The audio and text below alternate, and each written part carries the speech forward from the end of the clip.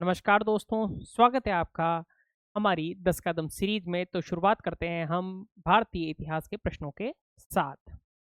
निम्न में से किसने भारत में अंग्रेजों का सर्वाधिक विरोध किया? अंग्रेजों का सर्वाधिक विरोध किसने किया आखिरकार? क्या वो मराठा थे? मराठा जो कि अंग्रेजों के प्रभुत्व के लिए, अंग्रेजों के साम्राज्य के लिए एक बहुत बड़ी चुनौती बनकर उभरते हैं। जी हाँ, आंग्ल मराठा युद्ध को अगर आप देखें तो काफ़ी लंबे समय तक 1775 के बाद काफ़ी लंबे समय तक आंग्ल मराठा युद्ध चलते रहे। मुगलों ने चुनौती दी थी अंग्रेजों को? मुगल जब 1707 में अंतिम जो पावरफुल शासक था मुगलों का, वो था औरंगजेब। औरंगजेब के बाद कोई इतना दमदार और शक्तिशाली जो है मुगल बादशाह नहीं आ पाया, इसलिए भारत में सर्वाधिक विरोध की श्रेणी में मुगल नहीं आ सकते। मुगल और राजपूत उस वक्त तक काफ़ी कमज़ोर हो गए थे। क्या हो गए थे? उस वक्त तक काफ़ी कमज़ोर हो चुके थे। और सिखों से तो बाद में बहुत चुनौती मिली, लेकिन इतने विशाल स्तर पर नहीं, क्योंकि मुगलों को रिप्लेस करने वाली केवल मात्र एक ही शक्ति थी।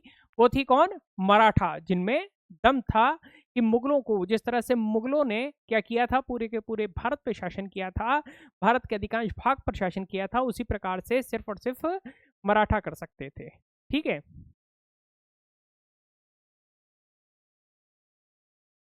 आंग्ल मराठा जो युद्ध है वो 1775 से 1818 के बीच में लड़े गए। मुगल और राजपूत उस समय तक काफी कमजोर हो चुके थे, जबकि सिखों को अंग्रेजों ने बाद में पराजित किया। ओके, तो बात मुगल मुगल सबसे पहले जो है अंग्रेजों के लिए कौन चुनौती बनकर उभरे थे? सबसे पहले अंग्रेजों के लिए चुनौती बनकर उभरे थे मुगल। लेकिन जब औरंगजेब के बाद कोई ऐसा मुगल शासक हुआ नहीं जो कि अंग्रेजों को इतने विशाल स्तर पर चुनौती दे सके। लेकिन उस वक्त मराठे मराठे जिनके साथ अंग्रेजों के युद्ध हुए हैं, आंग्ल मराठा युद्ध हुए हैं, और 3 आंग्ल मराठा युद्ध हुए हैं। टोटल कितने आंग्ल मराठा युद्ध हुए हैं? 3 आंग्ल मराठा युद्ध हुए हैं 1775 से 1818 के बीच। 1775 से 1818 के बीच कितने आंग्ल मराठा युद्ध हुए हैं? 3 आंग्ल मराठा युद्ध हुए हैं।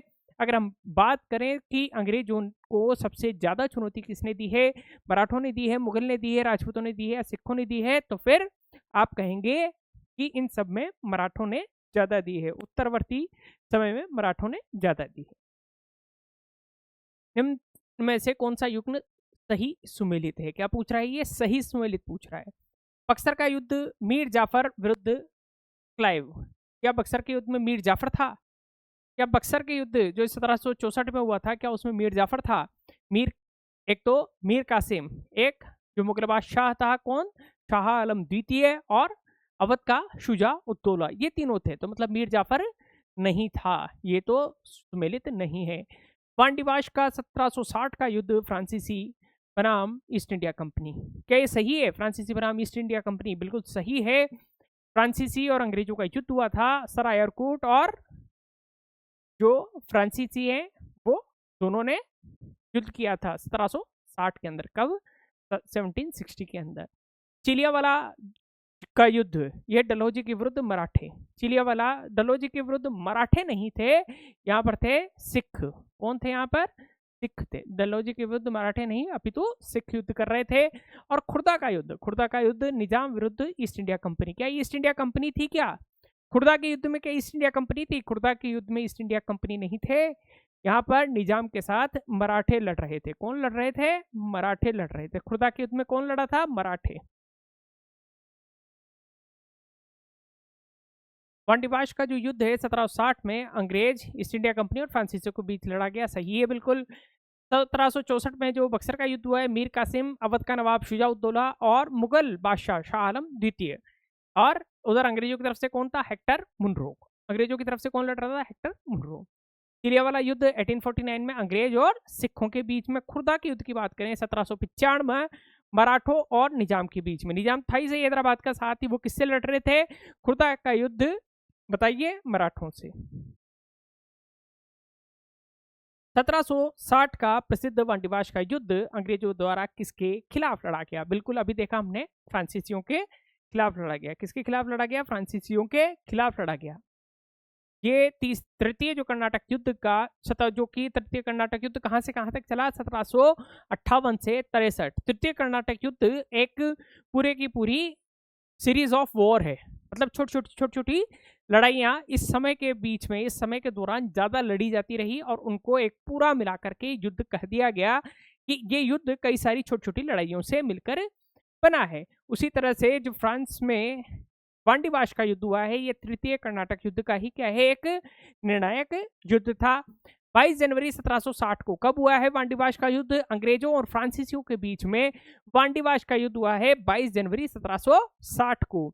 इस युद्ध में अंग्रेजी सेना ने फ्रांसीसी सेना को बुरी तरह पराजित किया था। वांडीवाश का युद्ध बड़ा ही ऐतिहासिक और प्रसिद्ध युद्ध है, 22 जनवरी 1760 को हुआ था फ्रांसीसी सेना और अंग्रेजों के बीच में। और जीता कौन था इसमें? इसमें जीता था कौन? अंग्रेज।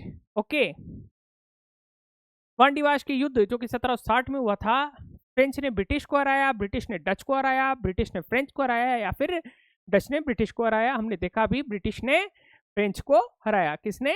ब्रिटिश ने फ्रेंच को हराया। ओके, इसमें ब्रिटिश की तरफ से तो सर आयरकूट और काउंट डी लाली। जो काउंट डी लाली कौन था? काउंट डी लाली जो फ्रेंच सेना का नेतृत्व है, फ्रांसीसी सेना का नेतृत्व कर रहा था, काउंट डी लाली। और उधर से थे ब्रिटिश सेना से कौन थे? Sir Eyre Coote. उधर तो सर आयरकूट और इधर काउंट डी लाली। फ्रांसीसी सेना का नेतृत्व कौन कर रहा है? फ्रांसीसी सेना का नेतृत्व कौन कर रहा है? काउंट डी लाली। 1760 का वांडीवाश का युद्ध है, जो कर्नाटक युद्ध का ही एक भाग है, तृतीय कर्नाटक युद्ध का ही क्या है, एक महत्वपूर्ण निर्णायक युद्ध है। काउंट डी लाली किसकी तरफ से? फ्रांसीसी सेना की तरफ से।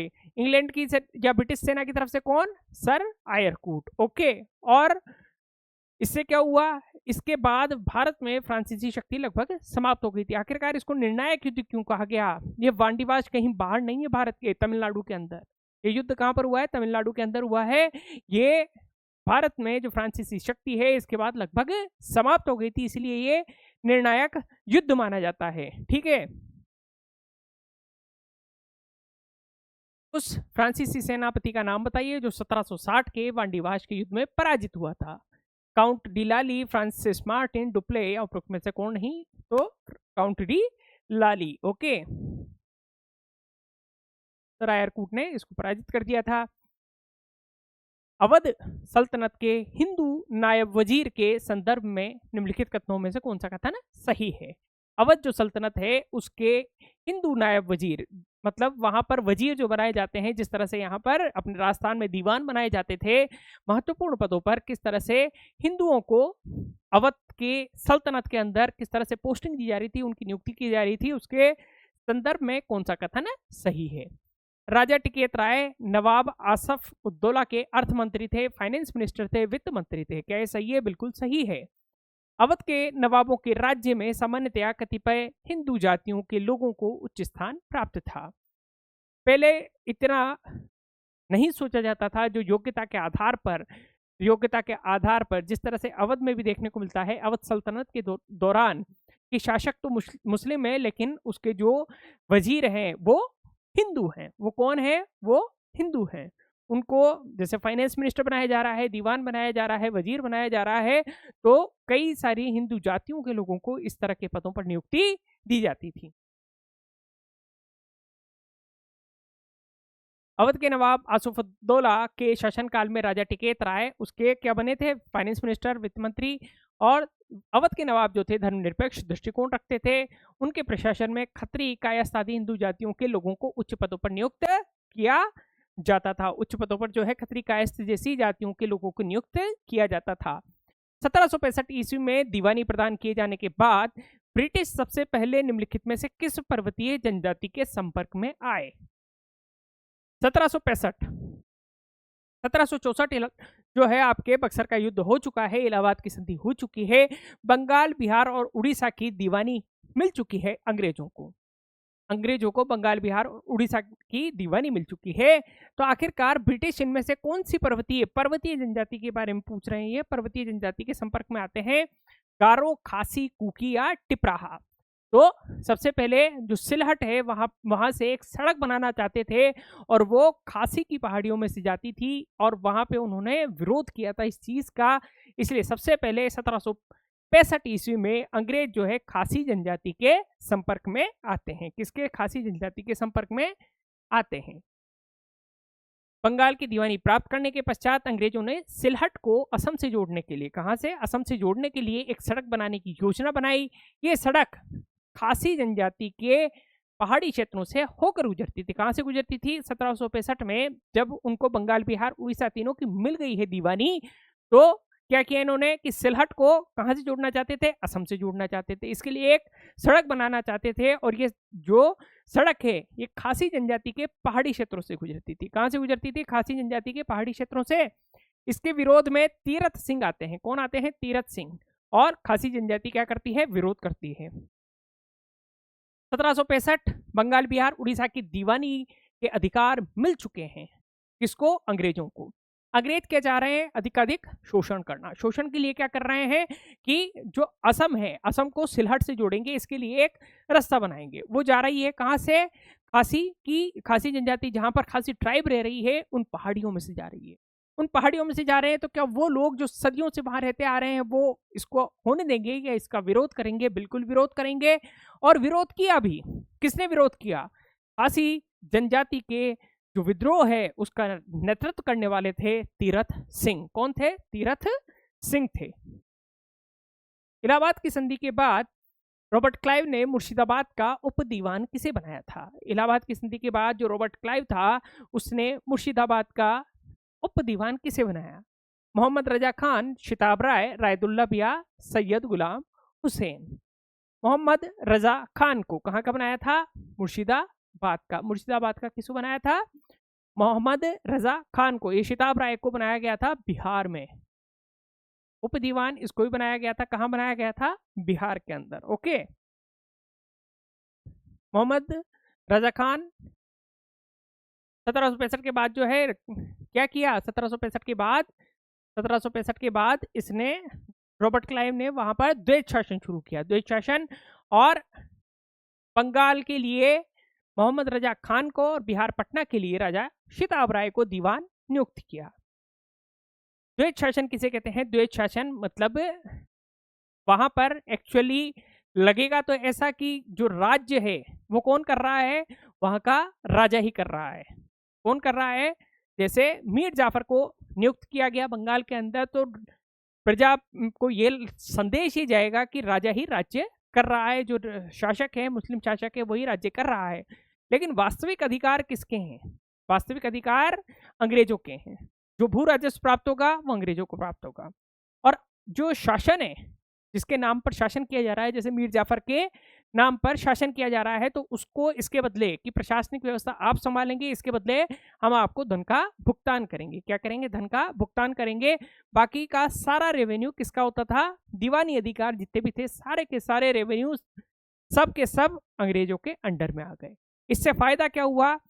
पैसा जब वसूल ना होता था, जितने भी कर आते थे वो सारे अंग्रेजों के खाते में। कोई भी अव्यवस्था फैलती थी, कहीं पर विद्रोह हो रहा है, उसको आपको दबाना है, तो वो सारा काम किसका? राजा का। तो इस तरह से द्वैध शासन जो है अंग्रेजों ने सोच समझकर बहुत बड़ी चाल चली थी। अगर बदनामी होती कि जनता पर अत्याचार हो रहे हैं, तो किसके कारण होती? राजा की वजह से या नवाब की वजह से। और जहां भी पैसे का काम आता था तो किसको मिलना? अंग्रेजों को। तो मोहम्मद रजा खान को कहां पर? मुर्शिदाबाद में बंगाल के लिए उप दीवान नियुक्त किया और बिहार पटना के लिए राजा शिताब राय को उप दीवान नियुक्त किया। सम्राट शाह आलम द्वितीय ने ईस्ट इंडिया कंपनी को बंगाल, बिहार और उड़ीसा की दीवानी कब प्रदान की? ये 1765 जो इलाहाबाद की संधि हुई है, इसके बाद ईस्ट इंडिया कंपनी को बंगाल, बिहार और उड़ीसा की दीवानी प्रदान की गई थी। अब इस तरह के ऑप्शंस इस तरह के आएंगे। आपको पता है 1765 में हुआ है, लेकिन चारों ही ऑप्शन में 1765 है।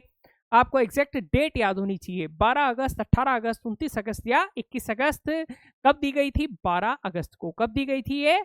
12 अगस्त को। ठीक है। बक्सर के युद्ध के बाद 12 अगस्त 1765 को रॉबर्ट क्लाइव और मुगल सम्राट शाह आलम द्वितीय, शुजा-उद-दौला शाह आलम द्वितीय और कौन था बताइए? मीर, बताइए। जो हमारा 1764 का बक्सर का युद्ध था, इसमें 3 व्यक्तियों के नाम बताइए आप।